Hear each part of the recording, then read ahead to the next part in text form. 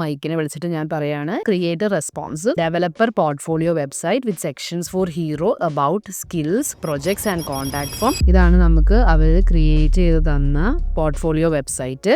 Hi friends, ഒരു full software development team ഒരൊറ്റ AI പ്ലാറ്റ്ഫോമിൽ വന്നിരിക്കുന്നതാണ് MetaGPT-X അല്ലെങ്കിൽ MGX. ഒരു സോഫ്റ്റ്വെയർ കമ്പനിയിലുള്ള പോലെ തന്നെ ഇതിൻ്റെ ഉള്ളിൽ പ്രൊഡക്റ്റ് മാനേജർ, ആർക്കിടെക്ട്, എഞ്ചിനീയർ എന്നുള്ള ഡിഫറെൻറ്റ് റോൾസ് ഉള്ള AI ഏജൻസ് ഉണ്ട്. സംഭവം വളരെ സിമ്പിളാണ്. MGX എന്ന് പറയുന്നത് ഒരു മൾട്ടി ഏജൻറ്റ് AI പ്ലാറ്റ്ഫോമാണ്.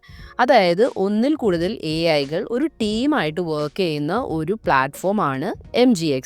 ശരിക്കും ഒരു സോഫ്റ്റ്വെയർ കമ്പനിയിലെ ടീം എങ്ങനെയാണോ വർക്ക് ചെയ്യുന്നത് അതുപോലെ ഈ ഡിഫറെൻറ്റ് AI ഏജൻസ് വർക്ക് ചെയ്യും. അപ്പോൾ നമുക്ക് ഈ ടീമിലുള്ള ഡിഫറെൻറ്റ് AI ഏജൻസ് ആരൊക്കെയാണെന്ന് നോക്കാം. ഫസ്റ്റ് നിങ്ങൾക്ക് കാണാൻ പറ്റും മൈക്കാണ്. Mic team ലീഡറാണ്. എല്ലാ കാര്യങ്ങളും കോർഡിനേറ്റ് ചെയ്യുന്ന ആൾ മൈക്കാണ്. നമ്മളൊരു യൂഷ്വൽ ഒരു പ്രൊജക്റ്റ് സ്റ്റാർട്ട് ചെയ്യുന്ന സമയത്ത് ഒരു ടീം ലീഡിൻ്റെ അടുത്ത് കാര്യങ്ങൾ പറയുന്ന പോലെ നമുക്ക് മൈക്കിൻ്റെ അടുത്ത് പറയാം. മൈക്ക് ആ കാര്യങ്ങൾ നോക്കി ഡിഫറെൻറ്റ് ടീം മെമ്പേഴ്സിന് അസൈൻ ചെയ്ത് കൊടുക്കും. നെക്സ്റ്റ് വരുന്ന ആൾ പ്രൊഡക്റ്റ് മാനേജറുണ്ട്. എമ്മ എന്ന് പറയുന്ന പ്രൊഡക്റ്റ് മാനേജറുണ്ട്.